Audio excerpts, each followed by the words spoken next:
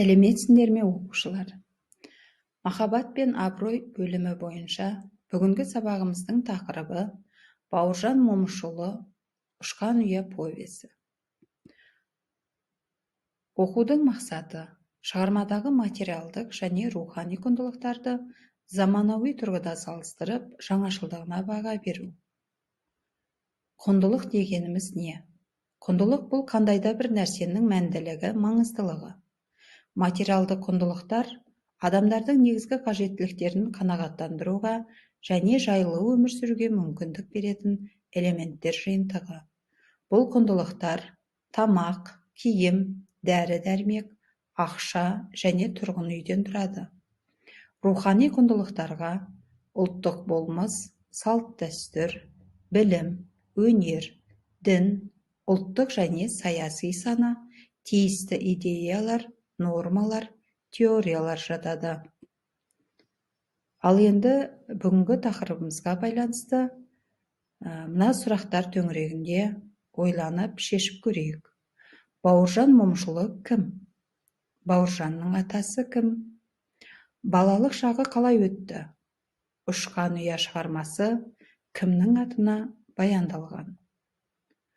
Бауыржан Момышұлы Кеңес одағының батыры, жазушы, Екінші дүниежүзілік соғыстың даңқты жауынгері, әскери қолбасшы және тактик. Бауыржан Момышұлы 1910 жылдың 24 желтоқсанында Жамбыл облысының Жуалы ауданындағы Көлбастау ауылында туған. Дулат тайпасының Шымыр руынан. Имаш бабасы 1911 жылы 92 жасында дүниеден өткен. Әкесі Момыш өз бетімен ескіше сауат ашқан. Сол кезеңдегі көзі қарақты адамдардың бірі болған. Ел арасында ағаш ұстасы және етікші, зергерлігімен танымал болатын. Имаш атасы қартайған кезінде барлық шаруашылықты Момышұлына табыстаған.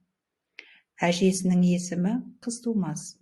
Қартайған шағында ағайын туыс Сары кемпір деп атаған.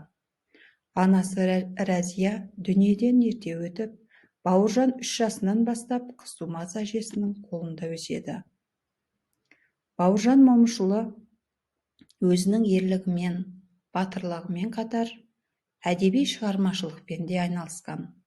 Оның «Ұшқан ұя», Мәскеу үшін шайқас, жауынгердің тұлғасы, Майдан, Майдандағы кездесулер және де тағы басқа атты еңбектерінің авторы. «Ұшқан ұя». Бауыржан Момышұлының «Ұшқан ұя» повесі халқымыздың 20 ғасырдың басындағы этнографиялық энциклопедиясы іспетті аса құнды қазақ руханиятының қазынасы. Шығармада қазақтың салт санасы, дәстүрі, ұлттық келбеті өте шынайы суреттеледі. Бауыржан Момышұлы мемлекеттік сыйлыққа ие болған.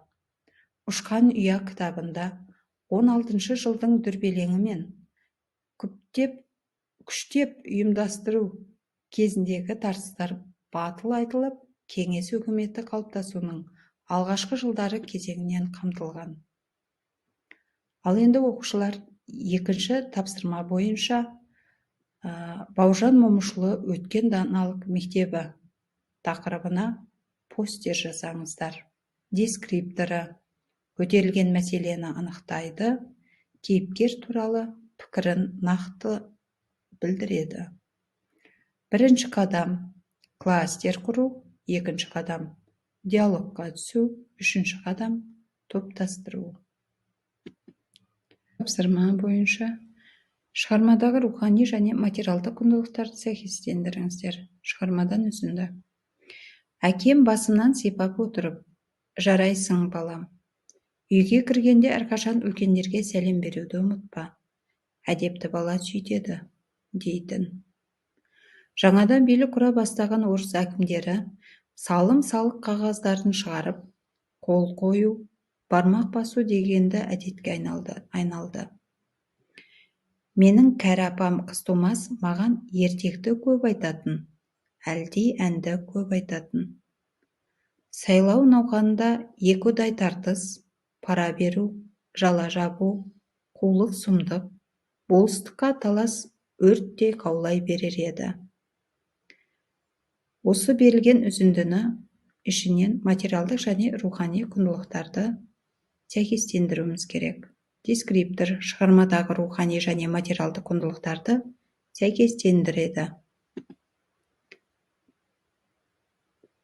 Ал енді өзіміздің дұрыс жауабымызбен берілген жауапты тексерейік.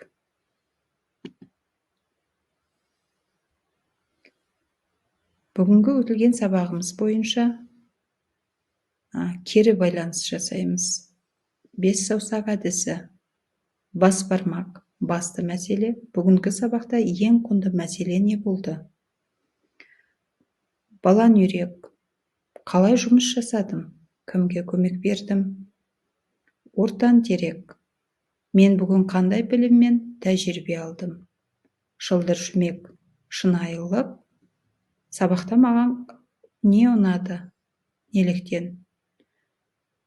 Кішкентай бөбек. Көңіл күй ахуалы.